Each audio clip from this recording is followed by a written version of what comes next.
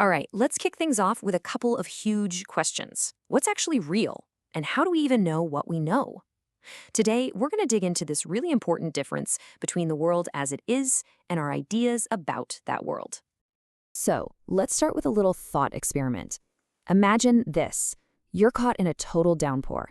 Can you, I don't know, think your way out of getting wet? Can you just come up with a really clever theory or use sheer force of will to stay dry? Yeah, of course not, right? The water doesn't care one bit about your theories. It's going to soak you, your dog, your laptop, everything.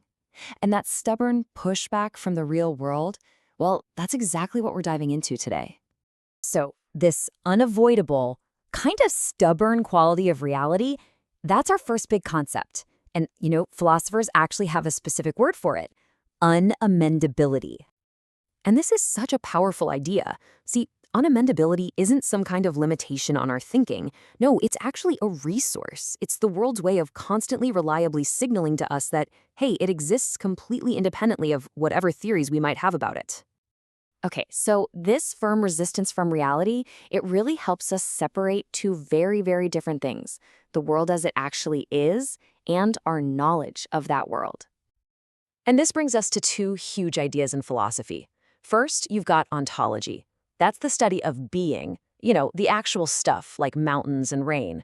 Then you have epistemology. That's the study of knowing, our maps, our theories, the language we use to try and describe that reality. And you got to understand, this relationship is a total one-way street. Something has to exist first before we can possibly know anything about it. I mean, think about it. There would still be mountains and lakes even if no one was around to study them. But you can't have knowledge if there's nothing there to know in the first place. Now, at this point, you might be thinking, hang on, my senses can be tricked. A stick in water looks bent, right? And you know what? That's a great point. But here's the paradox. The fact that our senses can get it wrong is actually one of the strongest arguments we have for an independent reality. See, your senses don't really have intentions. They aren't trying to deceive you. They're just reporting on the physical world. And the fact that their reports so often clash with our logical expectations, well, that's powerful proof that they're interacting with something totally separate from our own minds. So here's how the logic breaks down. First, our senses are autonomous. They do their own thing. Second, their feedback often conflicts with our beliefs. The stick looks bent even when we know it's straight. And that very conflict, that's the proof. It proves our senses are interacting with an external world, one that doesn't just bend to our will. All right, let's try to make this a little more concrete. We can do that by comparing a raw, everyday experience to the structured process of science. Just think about a headache for a second. The raw experience of the pain, it just is. That's the ontology of it. But trying to describe it or having a doctor diagnose it, that's a completely different activity. That is an epistemological project. It's an attempt to know the reality of your pain. And the contrast here is just stark. A raw experience like a headache. It just happens.